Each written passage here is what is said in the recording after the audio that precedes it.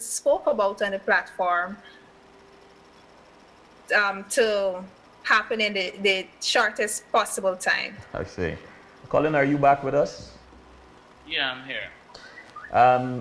I was asking you, how would you, with your background in public health, how do you plan to use your experience and knowledge to contribute to the development of Guyana in that I'm sector? sorry, I didn't get the question. I was asking you, how do you plan to use your background in public health? How do you plan to use your experience and knowledge in public health to contribute to the development of Guyana? Well, I'd like to be able to play a role in the public health sector, because one of my major area of expertise is HIV, chronic diseases, infectious diseases, and international development. And I'm hoping with that I'll be able to move into a role where I can build upon certain priorities that the region that we have for our health sector, which first and foremost is our regional health services. How do we make the delivery of care more effective and efficient at our hospitals or clinics, whether they're our regional hospitals or district hospitals? How do we manage those effectively? And secondly, I'd like us to see, which is in keeping with the new ministry that we have. No longer it's the Ministry of Health. So no longer health is now being looked as just health care, but it's also public health. So hence we have the Ministry of Public.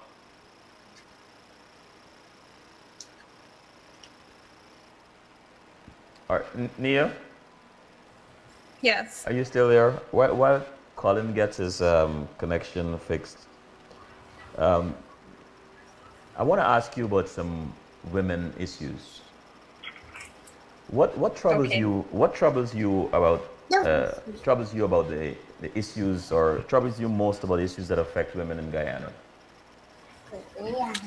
What troubles me most is that we know that there are issues affecting our women, but then when those issues affect them, there is no substantial help for them.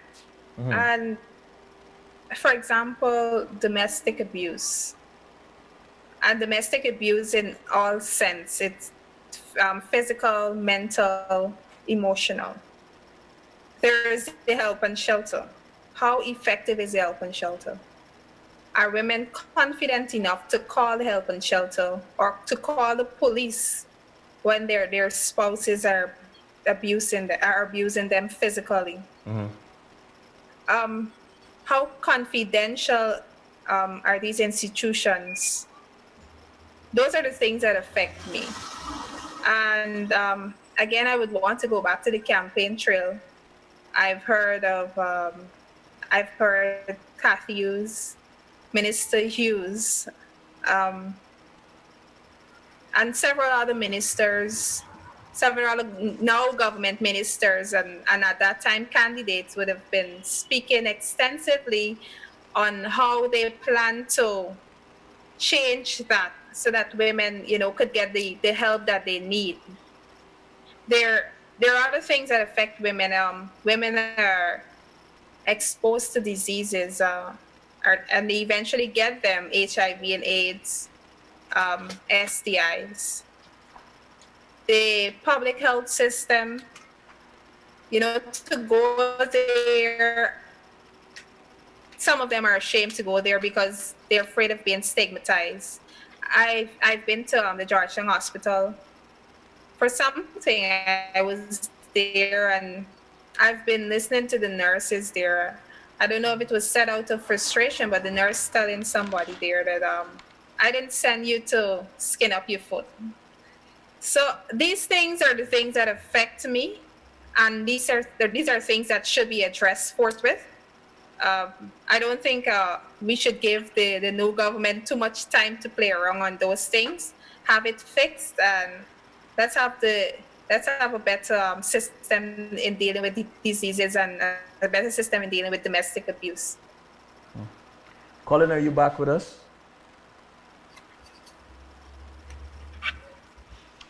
Colin? Nia, if you had the ears of the president of Guyana, what would you be telling him about your concerns and that of your peers? I would tell the president of Guyana, Mr. Granger, that just stick to his campaign promises. They were effective enough to put him in office, and they were going to be effective enough to put the AP and UAFC government or even him back in office in the next 5 years. So I will tell the president of Guyana just stick to his campaign promises. I mean, the followers, the people were receptive to the campaign promises back then, and they're looking forward to it. Collin, are you back with us? Collin? All right, I guess Collin is rebooting or something. So Nia, tell me when you were among your peers. I'm here. You're there, Collin. Welcome back. Hello? Yes. I asked Nia if she had the ears of the president, what would she be telling him? I asked you the same question, Collin. If you had the ears of President Granger, what would you be telling him?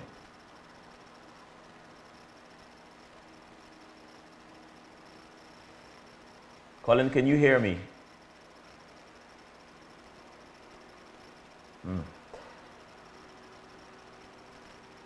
Collin, can you hear me? Let's move on. Nia, Yes. how would you like to see Guyana in the next 10 years? I would like to see Guyana in the next 10 years as the hub to the world market, as the hub to get into the Caribbean, as the hub to get into South America.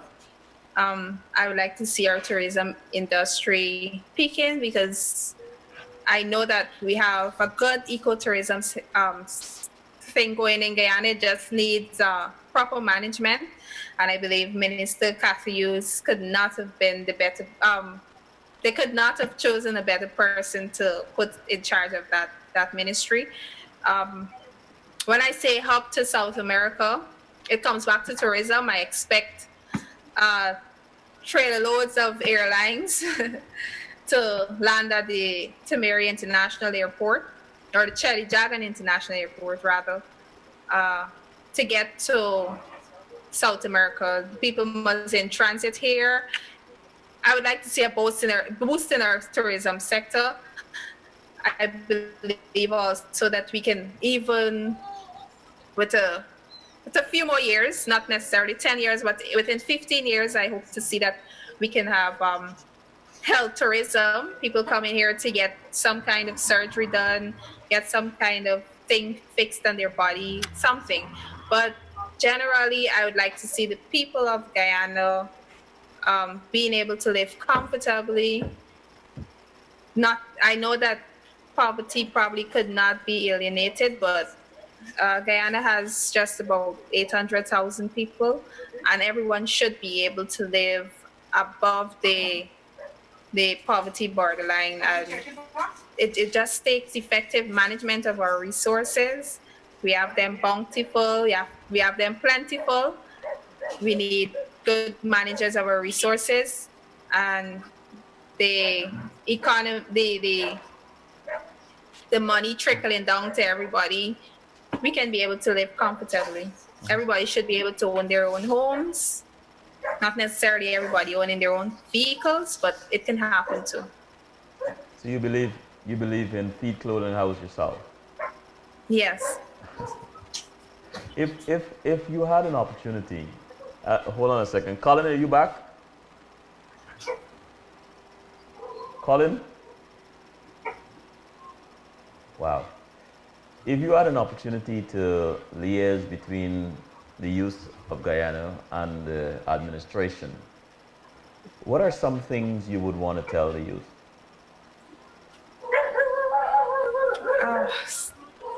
Some of the things I don't know, but I'm just going to tell them to be patient.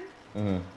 It is a difficult period in our political hemisphere, in our political time. It is a difficult period, and we need to be patient. there's a lot of cleaning up to be done. And it's going to take us some time, lots of time. So to liaison with the administration and the youth, um, once I know what the administration is doing or they plan to do, apart from the manifesto, I would let the young people know what are their plans, and I'm gonna ask them to be patient to have and wait until those plans are implemented, and those plans are going to be beautiful. Those things after implementation are going to be beautiful, and we can look forward to a Guyana that we all would be proud of, our Guyana that we once learned or heard about, or Guyana that we once knew. The Guyana that I've heard about was the Guyana being the breadbasket of the Caribbean, and I believe that we can get back there.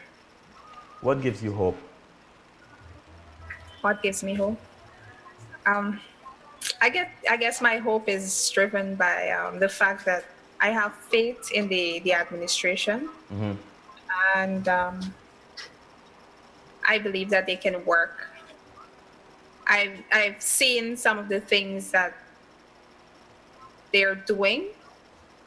I've heard of some of the things that they have planned in the shortest time, and I'm going to sit back and question when I need to question, look for answers when I believe that there should be answers, and have them work and let them work, because I believe that they will do a fantastic job. I'm proud that they were able to pass the anti-money laundering bill, because that's one of the 100 days plan. So yes, I'm looking forward to things being done. You know, race was one of the greatest issues in our, or it is one of the greatest issues in our country. And it is an amazing feat that the two parties were able to come together, form a coalition, and being elected as a new government. What are your hopes for race relations in Guyana going forward? Race relations, I believe that the people, the two main races that are affected by the race issue are the Africans and the Africans and the Indians. And I believe that those two sets, those two groupings need to consciously decide that this isn't putting us anyway, and we need to, accept, love our brothers, love our Guyanese citizens, love our neighbors, regardless of who they are. I don't believe politically. I don't believe politically. It should affect them if they decide to not let it be an issue anymore. Because as a politician, if the politician knows exactly, if I tell this group of people this, they're going to be receptive to this message because of this problem.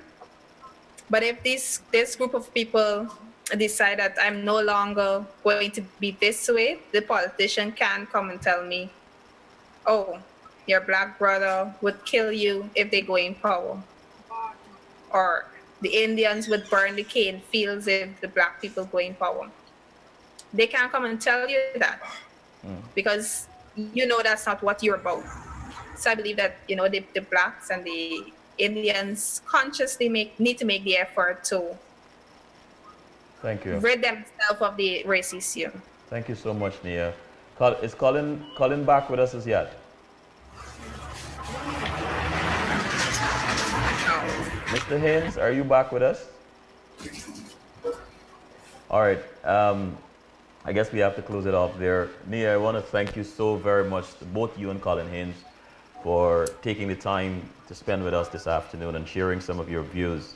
As you said in the beginning, your opening remarks, that you're not going to let me ignore you. You're going to contact me even if I don't contact you. And I appreciate that, because Yes. we must continue these conversations. We must hear what our young people are thinking, and more importantly, what they are innovating. So thank you very much. You're welcome. Thank you for having me. You're welcome. Good Okay, night. bye. Bye bye.